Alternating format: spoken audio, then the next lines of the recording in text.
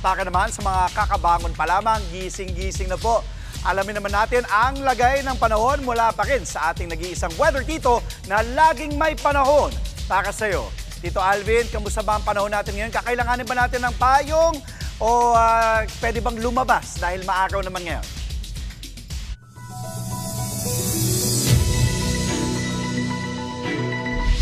Good morning, Kuya Andre, at good morning again mga kapatid. Weather update po muli tayo. Kasalukuyan nga, magpapatuloy po yung ating matinding init at alinsangan ng panahon dulot ng tinatawag nating easterlies. At mahina rin po yung epekto, wala na po yung epekto ng tinatawag nating northeasterly wind flow. Pero ito pong ilang bahagi ng Mindanao, particularly ang Zamboanga Peninsula, Misamis, Lanao, kasama na po dyan ang Sulu, Basilan, Tawi-Tawi, maging dito sa ilang areas ng Palawan, ay mas mataas po ang tsansa ng mga pag-ulan natin dyan at thunderstorms dulot ng ating intertropical convergence zone.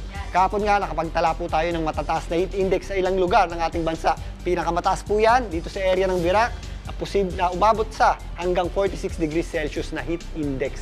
Naglaro naman yan sa 43 degrees Celsius dito po sa area ng Pangasinan, dyan po sa Medagupan, at napakainit pa rin po sa malaking bahagi ng Central Luzon. Umabot yan sa hanggang 42 degrees Celsius dyan po sa may area ng Olongapo.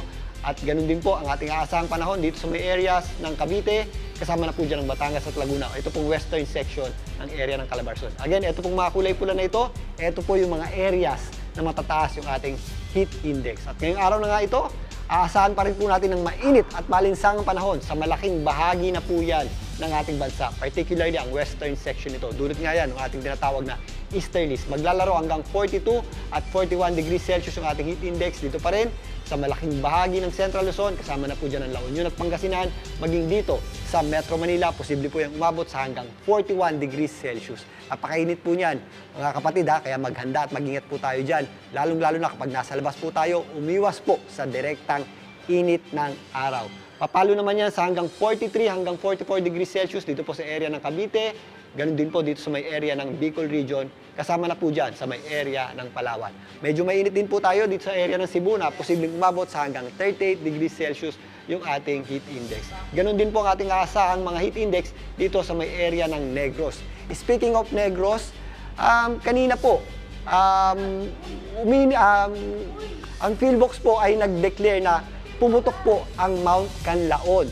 Kanina po yung 5:50 AM. So ano pong magiging epekto niyan sa atin? Ngayon, yung ating hangin po ay nanggagaling dito sa easterlies, yan po ay patimog kanluran o pa-southwest. Dahil po dyan, yung ating mga abo na nagmumula sa ating bundok ay posible pong maka-apekto sa mga areas na nasa ibabang bahagi ng Mount Canlaon. Kaya again, maganda po tayo dyan at mag-suot po tayo ng face mask para makaiwas sa mga respiratory illnesses kagaya ng hika at ubo. Maliban dyan, dahil po nga pumutok yung ating bulkan, meron po yung pataas na hangin. Mas tumataas po yung ating tsansa ng mga pagulan. At nakakatulong din po yung mga particles dyan, kinakapitan po yan ng tubig, kaya mas madali pong makabuo ng ating mga cloudiness.